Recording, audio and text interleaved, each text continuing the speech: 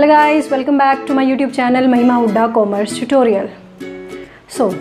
आज की जो मेरी वीडियो है, इस वीडियो में मैं बात करूंगी कि कैसे आप एग्ज़ाम में अच्छे मार्क्स स्कोर कर सकते हो। ये जो मेरी वीडियो है, इट इज़ बेसिकली फॉर दो स्टूडेंट्स जिन्होंने अभी 12th पास की है, या फिर उन स्टूडेंट्स के लिए है जो कॉलेज गोइंग स्टूडेंट्स हैं, जो यूनिवर्सिटी में पढ़ने वाले बच्चे हैं। उनके लिए प्रॉब्लम क्या होती है, जो 12th पास स्टूडेंट्स हैं, कि वो अभी 12th पास करके आए हैं और कॉलेज का पेपर अटेम्प्ट कैसे करना है आता उन्हें सब है, दे हैव लर्न एवरीथिंग, लेकिन अटेम्प्ट कैसे करना है पेपर, वहाँ पे वो मार खा जाते हैं। तो आज की मेरी वीडियो का टॉपिक यही है, how to attempt exam paper, कि आपको अपना पेपर अटेम्प्ट कैसे करना है, किन किन बातों को ध्यान में रखना है जब आप अपना पेपर कर रहे हो। तो चलो शुरू करते हैं, ज़्यादा टाइम ना वेस्ट करते हुए।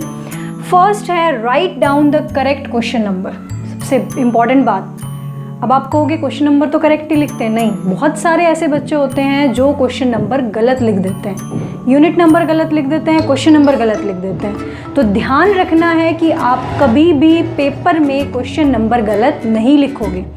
इससे होता क्या है, देखो, अगर आप क्वेश्चन नंबर गलत लिखते हो तो एग्जामिनर के पास पूरा राइट है, चाहे आपने आंसर ठीक लिखा है, किसी और क्वेश्चन का आंसर लिखा है, उसको क्रॉस करने का पूरा राइट है। तो keep in to mind that always write the correct question number. Okay, उसके बाद आगे बढ़ते हैं। Always start the next question from the new page. ये भी इंपॉर्टेंट बात है, जब भी आप नया क्वेश्चन स्टार्ट करने वाले हो तो उस नए क्वेश्चन को आप हमेशा नेक्स्ट पेज से स्टार्ट करोगे। जैसे फॉर एग्जाम्पल, जो आपका लास्ट क्वेश्चन था वो हाफ पेज में कंप्लीट हो गया। अच्छा, अब बच्चे क्या करते हैं कि उसी पेज से नया क्वेश्चन स्टार्ट कर देते हैं। स्कूल का एग्ज़ाम नहीं है ये कॉलेज का एग्ज़ाम है, कॉलेज का पेपर है, तो उन्हीं के रूल्स के अकॉर्डिंग हम चलेंगे।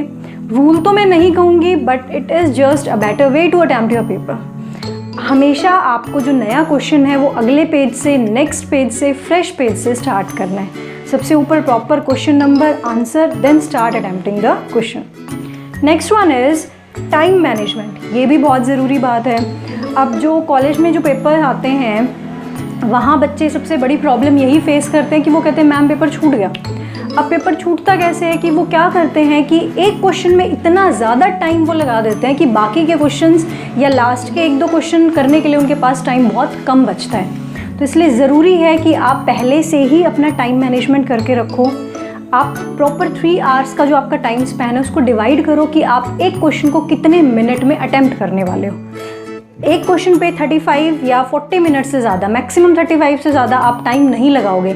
अगर उससे ज़्यादा लगा दिया, सपोज़ आपने जो फर्स्ट क्वेश्चन है उसको करने में आपने 45, 50, 55 मिनट्स लगा दिए, हो सकता है उस क्वेश्चन में आपके 16 में से 12, 13, 14 मार्क्स आ जाएं, लेकिन होगा क्या, लास्ट क्वेश्चन अटैम्प्ट करने के लिए आपके पास बिल्कुल टाइम नहीं बचेगा और वो मार्क्स वहाँ कट जाएंगे, तो इसका कोई फ़ायदा नहीं है। तो आपको क्या करना है, अपने 3 आवर के टाइम स्पैन को अच्छे से डिवाइड करना है कि आप हर क्वेश्चन को कितना टाइम दोगे।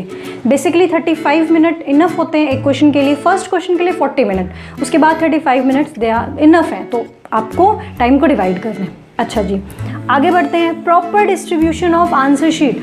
अब आप यहाँ पे क्या होता है, कॉलेज में क्या होता है कि आपको लिमिटेड नंबर ऑफ शीट्स मिलती हैं। तो लिमिटेड नंबर ऑफ शीट मिलने का मतलब है कि आपकी मर्जी नहीं है कि आप कितना भी लिखो। आप ऐसा नहीं है कि एक क्वेश्चन को 10 पेज, 11 पेज, 12 पेज पे आप लिख सकते हो, नहीं, आपको एक क्वेश्चन को अटेम्प्ट करने के लिए मैक्सिमम 7 से 8 पेजेस मिलते हैं। सारे क्वेश्चंस के लिए भी आपको 8 पेजेस नहीं मिलते, वो डिपेंड करता है यूजी का पेपर है, पीजी का पेपर है, नंबर ऑफ शीट्स डिफरेंट होती हैं। तो आपको क्या करना है, अपनी जो आंसर शीट है उसको पहले प्रॉपरली डिवाइड करना है कि आप एक क्वेश्चन का आंसर लिखने के लिए कितनी शीट्स को यूज़ करने वाले हो, ताकि ऐसा ना हो कि एक क्वेश्चन के लिए आपने 10-12 पेज भर दिए तो फिर लास्ट के जो क्वेश्चंस बच जाते हैं उसके लिए आपके पास पेज बिल्कुल नहीं बचते हैं। Okay, let's move ahead. Next one is presentation. अब मैं यहाँ पे बात कर रही हूँ प्रेजेंटेशन की, हैंड राइटिंग की बात नहीं कर रही हूँ। हैंड राइटिंग, बच्चे कहते हैं कि मैम मेरी तो हैंड राइटिंग अच्छी नहीं है इसलिए मेरे मार्क्स नहीं आते। नहीं, हैंड राइटिंग, मैंने बहुत सारे ऐसे बच्चे देखे हैं जिनकी एवरेज हैंड राइटिंग है और वो यूनिवर्सिटी में पोजीशंस लेके आते हैं। तो यहाँ पे क्या मैटर करता है कि आपकी हैंड राइटिंग ऐसी हो कि एग्जामिनर को समझ आए, पेपर चेक करने वाले को वो समझ आ जाए। ऐसी भी ना हो कि कुछ समझ ही ना आए, तो समझ में आने लायक तो होनी ही चाहिए। बाकी जो मैटर करता है, it is the only presentation, how you are attempting your answer. Handwriting बहुत ज़्यादा अच्छी होने की ज़रूरत नहीं है अच्छे मार्क्स लाने के लिए।